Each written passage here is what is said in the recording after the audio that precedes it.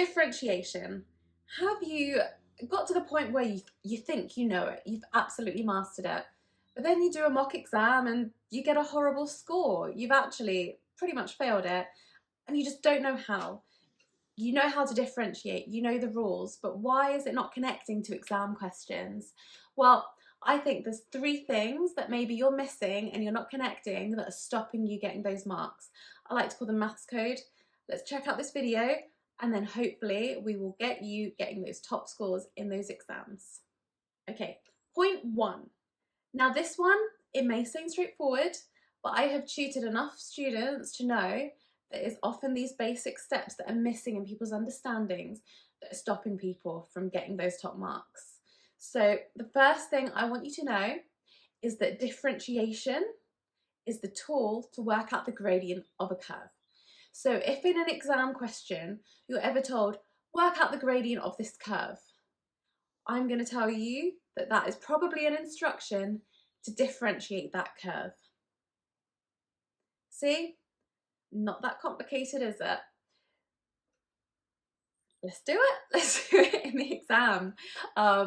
If you feel like that makes sense, make sure you are actually doing that in the exams, because like I say, you'd be amazed how many people just don't quite make that connection between those two things. You know, you're in an exam question, tells you to work out the gradient of a curve, and they just don't connect that to do that we differentiate and then we substitute in the x coordinate at the point we're looking at.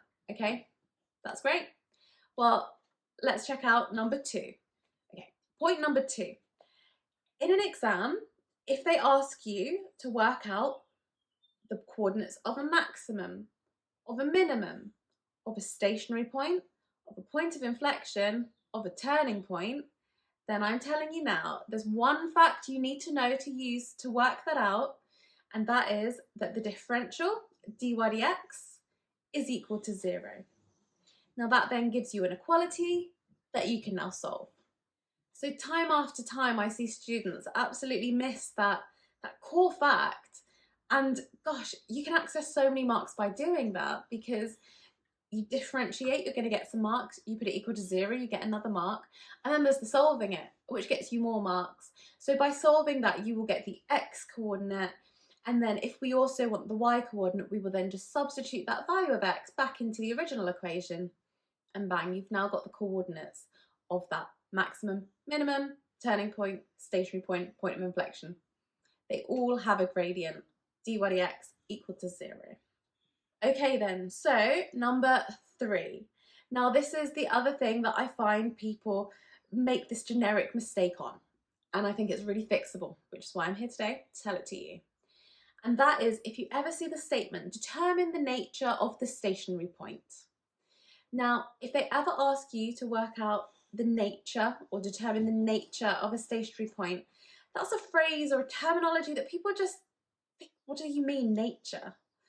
And all we need to do in that case is determine, is it a maximum, is it minimum, or is it a point of inflection? And generally speaking, the way that we will do that is we're going to do the double differential.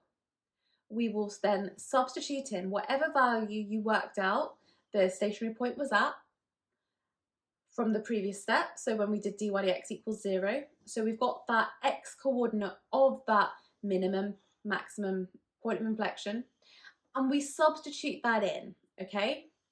Because when we substitute that in, we will now get a value, an actual numerical answer for the double differential. And if that is bigger than 0, then we have a minimum. If that is less than 0, then we have a maximum. And if that is equal to 0, we will have a point of inflection majority of the time. So those there were my top 3 tips for you to boost your grade in differentiation. Now this applies to both first year stuff and second year stuff. All of this will still come up in the second year.